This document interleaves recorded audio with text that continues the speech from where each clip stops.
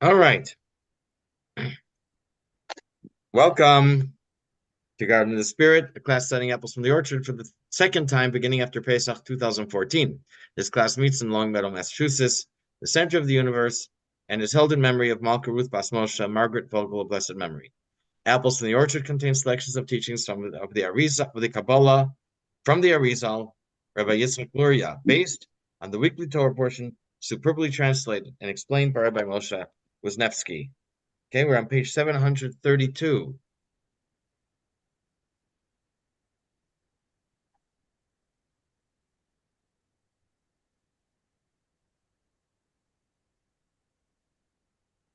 All right.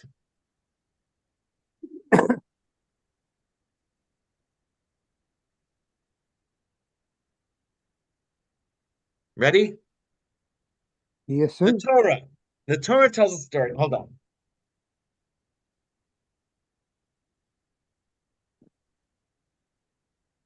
Okay. Get some side light there. It's The Torah tells a story about 70 elders who received prophecy through Moshe. We learned last week about two of them, Eldad and Medad. The Torah follows with an incident where Miriam spoke to Aaron regarding a Cushite woman that Moshe married. Hashem told Aaron and Moshe that Moshe was unique among prophets and he acted by the word of Hashem. Hashem then punished Miriam with saras. The commentators explain that when the elders received prophecy, Moshe's wife, Zipporah, complained that she felt bad for the wives of the new prophets, for their husbands would now leave them as Moshe had left her. Miriam overheard this and related to Aaron. It was news to them. They felt it was inappropriate for Moshe to leave his wife. They were also prophets and yet remained with their spouses.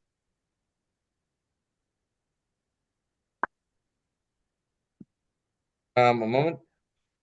Torah refers to Zipporah as a Cushite woman.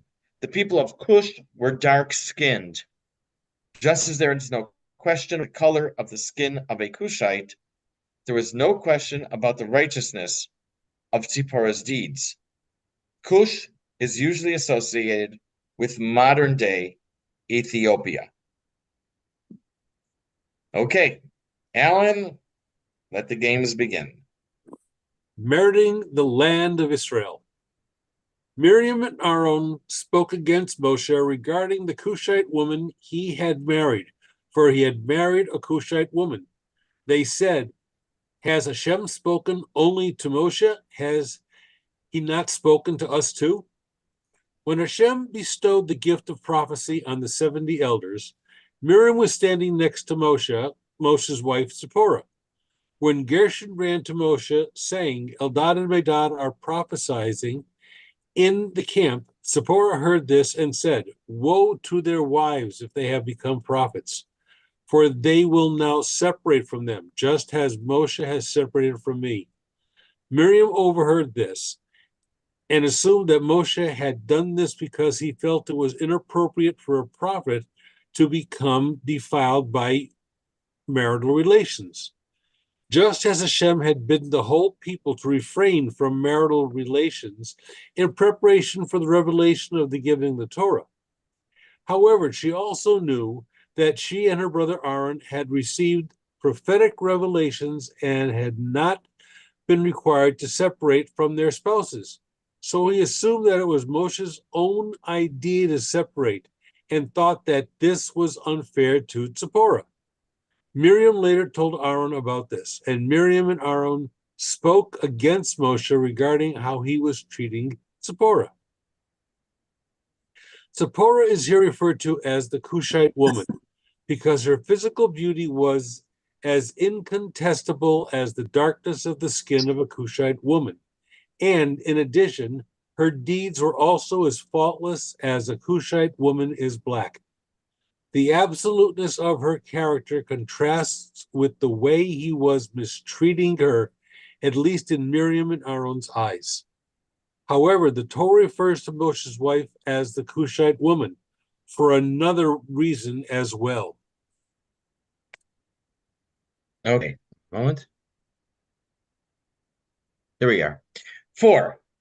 The Arizal related a different explanation from a great rabbi of his time, Rabbi Clynemus or Clonimus. He compares the burials of Yaakov, Yosef, and Moshe. Yaakov's body was brought from Egypt to be buried in Israel. Yosef's bones were brought to be buried in Israel. As it says, Moshe took Yosef's bones with him. That's how the Torah uses that expression, bones. Yosef himself says, "You'll take my bones to be buried in Israel." It implies that Yosef's body had decomposed, and only his bones were buried in Israel. Moshe, as we know, was buried on Har Nevo in the Moab range outside of Israel. And if you are at the Dead Sea, on the Israel side of the Dead Sea, so it's across the Dead Sea, that is the Moab range. And Moshe is buried somewhere in that range. One moment. Yeah, okay, go ahead, Ellen. My master, the Arizal of blessed memory, told me that he heard from a great sage in our generation by the name of Rabbi Colonos of blessed memory, an explanation of this passage of the Torah as follows. We Go have, ahead. we have seen how the patriarch Yaakov's body and skeleton were both buried in the land of Israel. Body here refers to the flesh. Yosef's bones were buried in the land of Israel, but not his body. He was buried in Mitzrayim. His body had decomposed by the time his bones were taken out of Mitzrayim. They were buried in Shechem. Go ahead. Neither Moshe's body nor his bones were buried in the land of Israel. Okay, thank you. There is a verse in Mishlei, Ashes Chayil Yiras Hashem. A woman of valor fears God. Woman, Nukva, and the land of Israel are considered synonymous. The intention in this line, and he doesn't explain it here, but my understanding is that the intention appears to be that Yaakov, Yosef, and Moshe could only deserve to be buried in Israel if their fear of God was complete. Ashes Chayil, a woman of valor, meaning the land of Israel, is Yiras Hashem, fear of God. In order to be connected or buried in the woman of valor in the land of Israel, you need to have complete fear of God. Go ahead, Alan. The reason for this, that the land of Israel is the earthly manifestation of the woman of valor who fears Hashem. The phrase fears Hashem can also be read the fear, awe of Hashem. Thus, mystically, the woman of valor, Nukva of Zer Anpin, is also the lower level of the fear of Hashem, the aspect of our relationship with Hashem associated with the Sephira of Malchus. All right. 6. Timnah was from a royal family. She wanted to convert and join the family of Avraham, but Yaakov would not accept her. Desperate to marry anyone connected with Avram's family, she became the concubine of Eliphaz, a son of Esav. Apparently, she was willing to be Yaakov's concubine. Timnah, but so instead she became Esav's daughter-in-law. And she was herself from a royal family. She would rather be a concubine for the family of someone in the family of Abraham. Timnah bore Amalek, who caused, as we know, great trouble for the Jews. The Gemara says that Amalek caused distress for the Jews as a punishment for not accepting Timnah as a convert. This is one view. Rabbi Clonimus views it differently. He says that Yaakov was rewarded for not marrying Timnah. He married it to be buried in the land of Israel. Apparently, it seems like there would be some physical benefit or material benefit to marrying Timnah, and Yaakov overcame whatever opportunity he would have had by marrying her, and he was rewarded because of this. In other words, he had pure, what we just have, fear of God was complete, and he merited to be buried in the land of Israel. Remember, it was no small feat. He was brought up from Egypt. A lot of important personages from Egypt went along for the ride. Pharaoh would not have let Yosef leave to bury his father if not for the oath that Yosef took.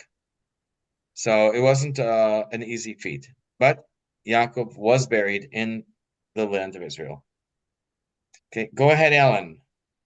Because Yaakov did not marry Timnah, the sister of Lotan, as our sages relate, he merited to have both his body and skeleton buried in the land of Israel. In giving the genealogy of Esau and the history of his progeny, the Torah also describes the people who originally inhabited the land he eventually possessed, the Chorites. These are the sons of Seir, the Chorite, the original inhabitants of the land: Lotan, Shoval, Tzivon, Anna, Dishon, Etzer, and Dishan. These were the tribal chiefs of the Chorites among the sons of Seir in the land of Edom. The sons of Lotan were Chori and Hemam, and Lotan's sister was Timnah. The reason the Torah tells us who Lotan's sister was is because she wanted to convert to Judaism, but neither Avraham, Yitzchak, nor Yaakov would accept her. She even offered to be Yaakov's concubine, but Yaakov refused her. She then declared, "I would rather be a concubine to anyone from this nation that is a descendant of Abraham than a princess in another nation," and indeed became Esau's son's concubine. Timnah was a concubine of Esau's son Eliphaz, and she bore Amalek to Eliphaz. Okay. That is Yaakov's story. He was buried totally in the land of Israel. Now, regarding Yosef, Mrs. Potiphar tried to seduce Yosef, who was only 18 years old. According to one opinion in the Gemara, on a day when no one else was around, he was ready to concede to her pursuits. She caught hold of him by his garment and said, "Lie with me." The visage of his father appeared to him in the window and said, "Yosef, your brothers' names will be inscribed on the stones of the ephod. You are among them. You want your name to be erased from among them and to be called a companion of prostitutes?" And the Torah says, "Vayafozu zro'o yadav." This is in Yaakov's blessings. His arms were gilded. Alternatively, it means the seed was dispersed through his hands. And the way the Medrash describes it, Yosef jabbed his hands into the ground. He dug his 10 fingertips into the ground and leaned upon them so his physical discomfort should suppress the intensity of his desire. And again, the way it describes it says that his seed exited from between his fingernails. Since he restrained himself, he was buried in Israel. But since he nearly sinned, only his bones were buried in Israel, while his flesh was not. It's possible that his flesh decomposed before they reached Israel. It's also possible that it is referred to as his bones, even though maybe his body was intact, but it's referred to as his bones, that only his bones, it was his bones that deserved to be buried in the land, but not his flesh. Okay, Alan, continue. Regarding Yosef, he did sin in thought, and drops of his semen issued from between his fingernails. But he did not complete the evil act by injecting his seed into that foreign woman. Therefore, his skeleton was buried in the land of Israel, but not his body. Yosef was sold as a slave to Potiphar, the priest of On in Mitzrayim. Potiphar's wife tried to seduce Yosef, and although he initially demurred, he eventually agreed. As he was about to complete the illicit act of relations, the image of his father suddenly became fixed in his mind, and he relented. He dug his fingernails into the ground in order to control himself, and miraculously the flow of semen issued from his fingers into the ground instead of issuing into Potiphar's wife. Okay.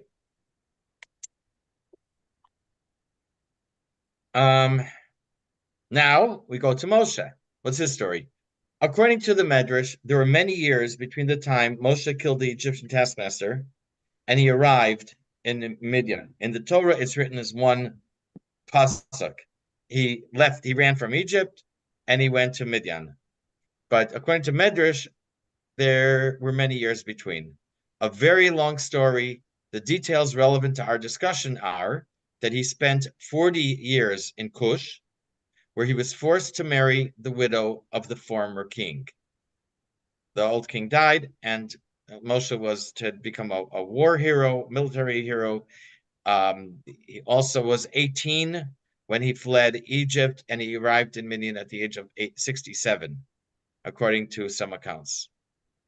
So now, of course, he was forced to marry the king's widow. He did not touch her the entire time they were married. The fact he was married to the queen of Cush was sufficient reason for him to be buried in Israel.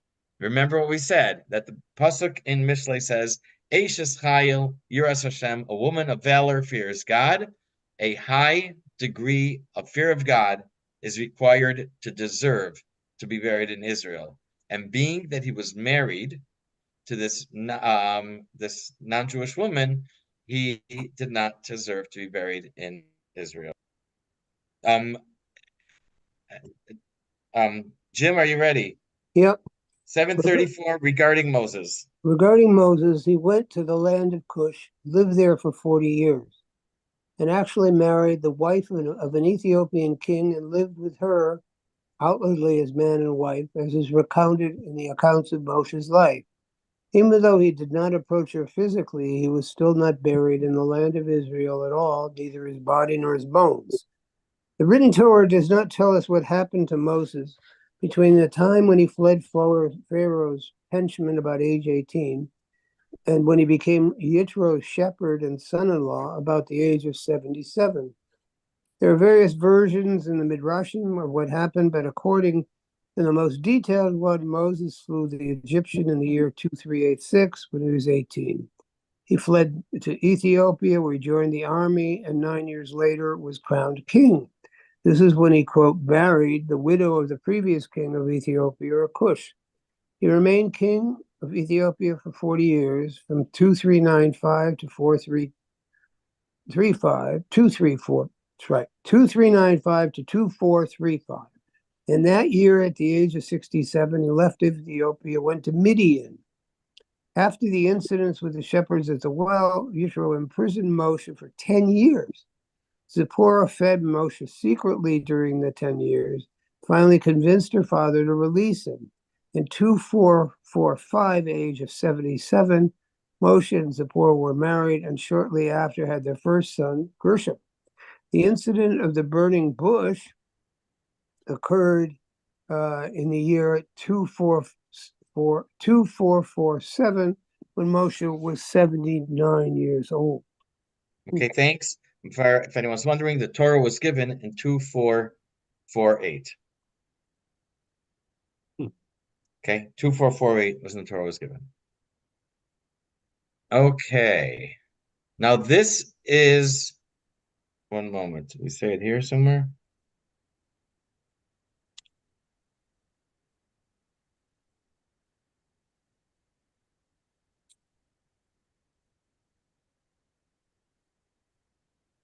Okay, so this is the explanation of Epiclonimus. The Arizal will add his own explanation.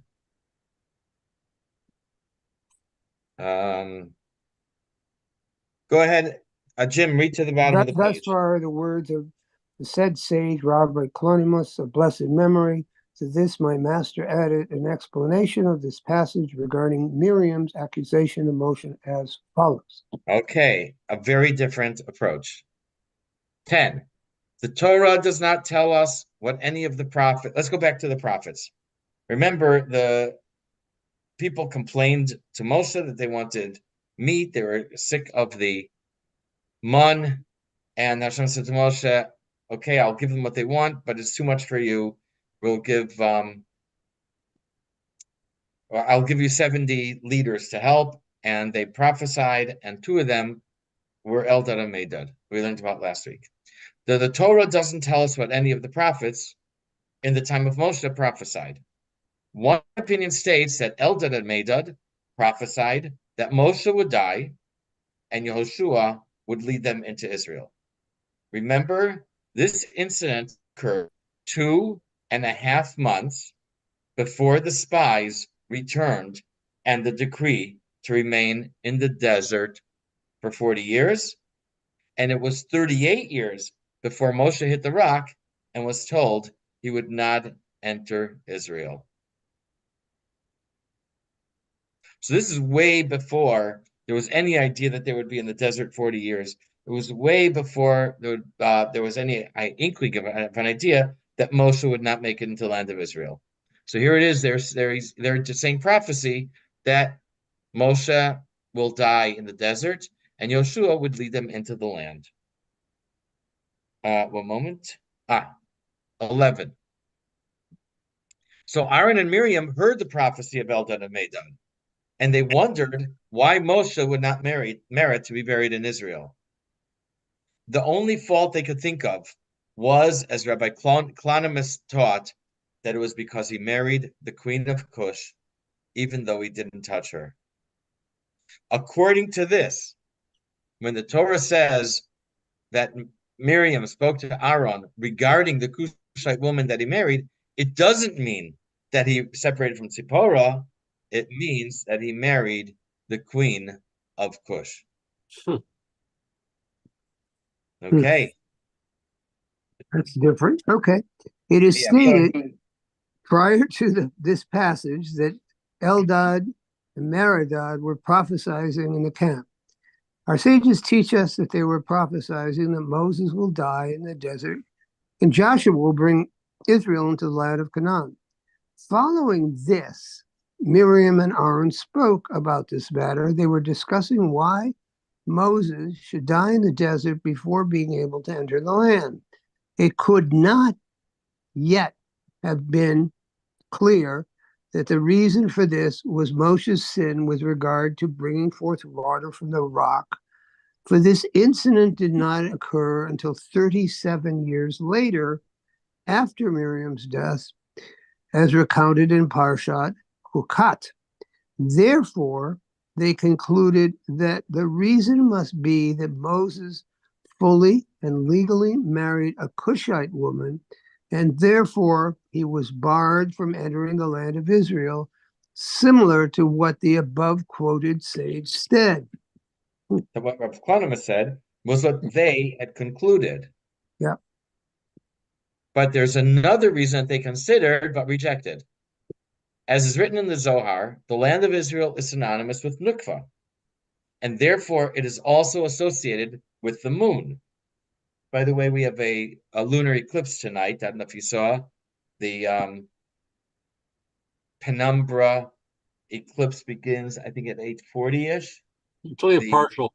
Partial eclipse begins at 10:12, and it hits whatever, like about 10:40.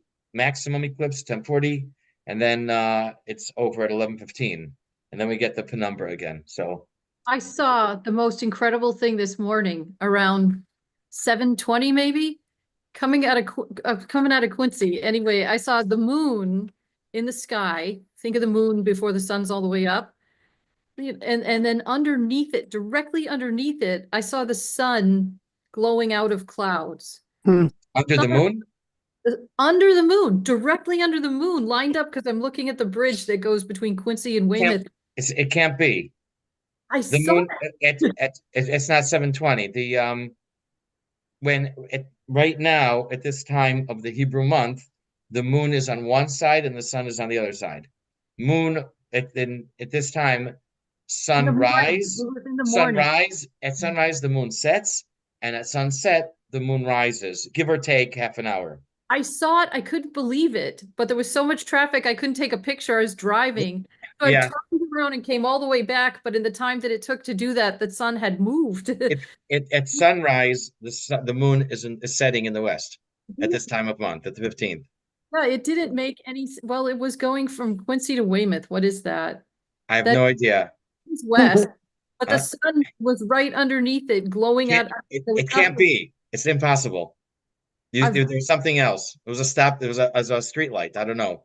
But the no, sun and moon are in opposite directions in the middle of the Jewish month. yeah. Okay. All right. I have to Anyways, something. I tried to The tell to move before I got so back. Anyway, the sun transmits light to the moon, which is then lit up itself. This is similar to how Zeir Anpin transmits divine light to Nukva. The Talmud says that Moses' face shone like the sun, while Yeshua's face shone like the moon. This means that Moshe transmitted divinity to Yeshua the way the sun shines on the moon. According to this, Moshe represented Zeir Anpin, and Yeshua represented Nukva. Since the land of Israel is associated with Nukva, it was fitting that Yehoshua and not Moshe lead the land into Israel. Okay. Having said this, they then proceeded to rule out another explanation for why Moshe would not enter the land of Israel. Namely, it is written in the Zohar, the land of Canaan is associated with the moon. Therefore, Joshua, about whom our sages said Joshua's face was like the face of the moon relative to Moshe's face, which was like the face of the sun, entered it. Moshe, in contrast, whose face was like the face of the sun, which expresses a higher level of spirituality than the moon, does not enter into it. The sun and the moon are associated with Zeir Anpin and Nukva respectively. Zeir Anpin shines with the radiance of the emotional sephirot, which are reflected in Nukva, their means of expression. This is similar to the way the moon reflects the light of the sun, similar to Joshua's spirituality, evidenced as the glow of his face, as was a reflection of his teacher Moshe. The land of Israel, the quintessential land, is associated with Malchut, inasmuch as heaven and earth are respectively associated with Zeir Anpin and Nukva. It would thus appear Moses did not enter the land of Israel because he was of higher spiritual order than it. Only his disciple, who was of lower spiritual order, was low enough to enter it. Okay, what a spin, right? A master spin doctor. Yep. 13. According to this explanation, Moshe was not buried in Israel because he was on a higher level. Aaron and Miriam rejected this reason because they too were prophets. And they expected to enter the land of Israel. As prophets, they transmitted in their minds, they also transmitted Hashem's message and would also be associated with Zeir Anpin. So if they go into Israel, then Moshe should be able to go in too. If he couldn't go in, or if he wouldn't be buried there, it must be because of some fault, and it must be that Cushite woman, the queen of Ethiopia. Abigail, would you like to continue? 736.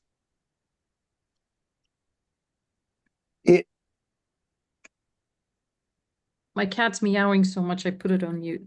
It would follow that Moses's denial of entry into the land was to his credit rather than the result of some lack on his part. Aaron and Miriam ruled out this explanation by saying, has God spoken only to Moses? Has he not spoken to us too? Meaning we are on the same level of prophecy as he is. If so, why are we going to enter the land and he not? Rather, it must not be because of his preeminence, but because of some lacking of his that he is not entering the land, namely because he married a Cushite woman, etc., as we have explained.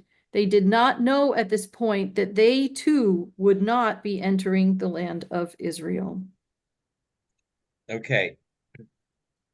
And so after Hashem responded to them, Moshe's prophecy was a different sort than every other prophet. While all other prophets received prophecy in a vision or puzzle, Moshe received messages from Hashem directly as two people speak to each other.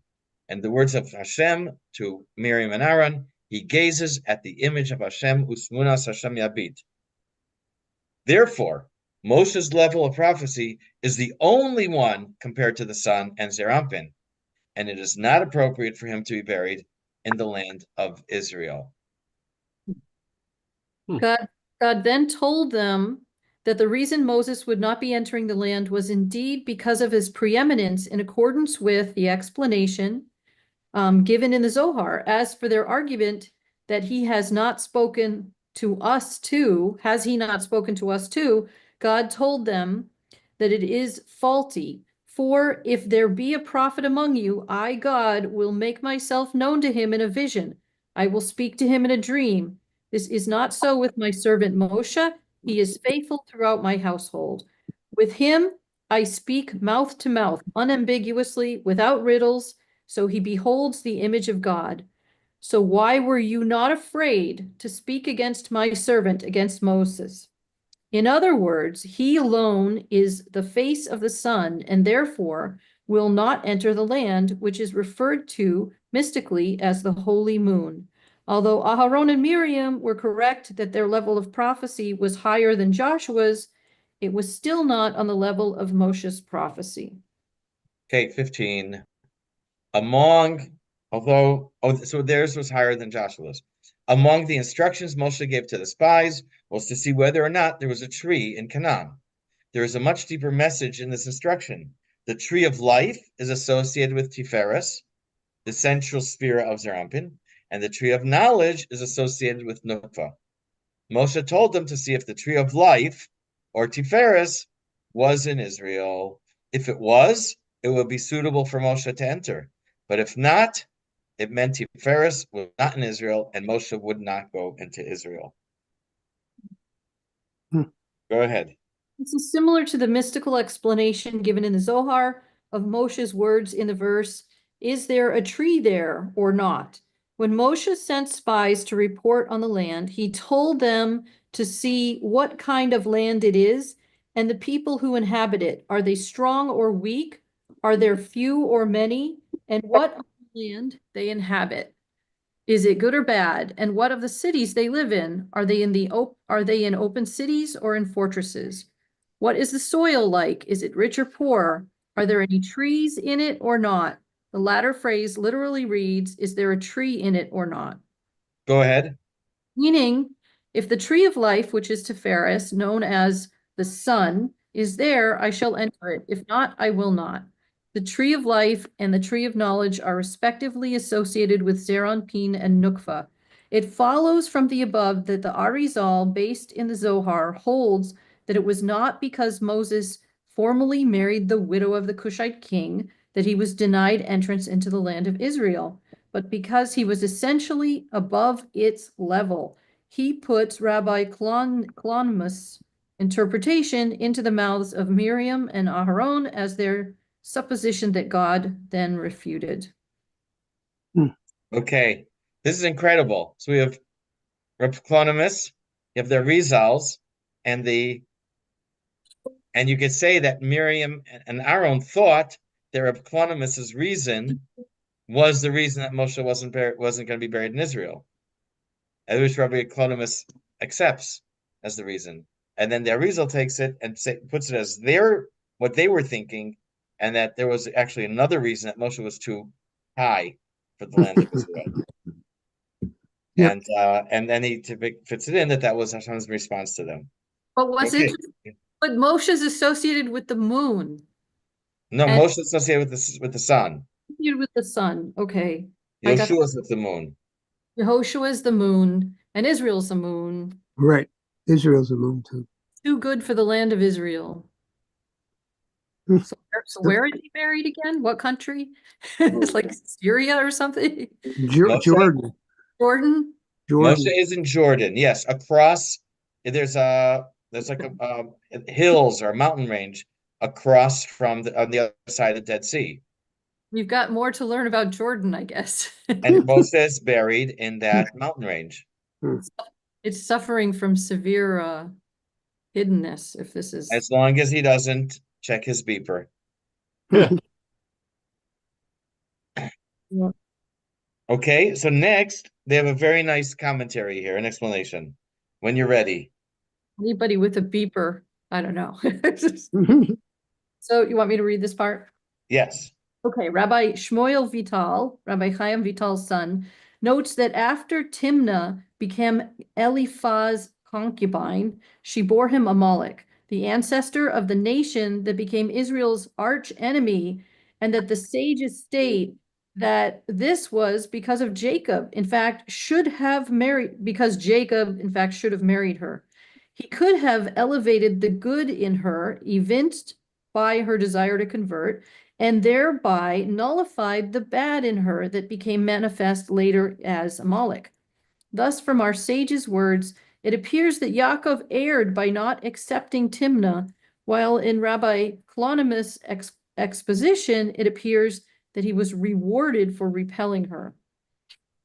He resolves this dichotomy by proposing that it would have indeed been preferable for Yaakov to marry Timnah, even if by doing so he would have forfeited his ability to be buried in the land of Israel. By preventing the emergence of Amalek, he would have saved his descendants much suffering and removed an obstacle in the way of redemption. One of the conditions that must be met before the redemption can occur is that Amalek's descendants must be wiped out. Not being buried in the land of Israel would be a small price to pay for this, especially since Moshe himself was also not buried in the land of Israel. And our sages say that this was in order that he be able to bring the generation that died in the desert to the final redemption with him. If this is true, its psychological implications are far-reaching, for we are taught that Amalek signifies the coldness in our relationship with God that comes from doubts that the inner skeptic plants in our mind. The above exposition implies that this inner Amalek derives from our reluctance to answer the challenge of absorbing and elevating the good elements of materiality and foreign culture out of fear of the contamination that will entail. These unredeemed elements of non-Jewish culture later come back to haunt us in the form of doubts and the cultural sophistication that cools off the cultured sophistication, that cools off our enthusiasm for divinity. So, what is better? To insist on aesthetic purity of mind, soul, and body, as Yaakov did, or to sacrifice purity in order to elevate the non-Jewish world and thereby avoid the doubts and indifference of Amalek? We could propose that Hasidus would answer that Yaakov could not have allowed himself the risk entailed in elevating alien culture because the Torah, with its solid anchoring in divine lifestyle and consciousness, had not yet been given. Moses, on the other hand, who represented the lifestyle and consciousness, Skip the line. So you, Moses, it's only been a few years since I learned to read, right? Moses, on the other hand, who represented the giving of the Torah, could allow himself this risk. The lesson for us would then be that only to the extent that we are solidly grounded and immersed in the holiness of the Torah and its lifestyle can we allow ourselves a broad-mindedness to absorb, include, and elevate the elements of worldly culture that can, and indeed, beg to be assimilated. If we do not trust the power of the fire of the Torah to burn off the dross of this unrefined raw material, these elements will eventually plague us as seeds of doubt and as a cold-hearted attitude in all things holy.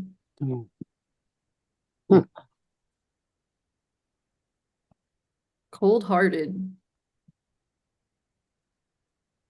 Yeah. Yeah. odd. Because you don't get cold-hearted Frumkite.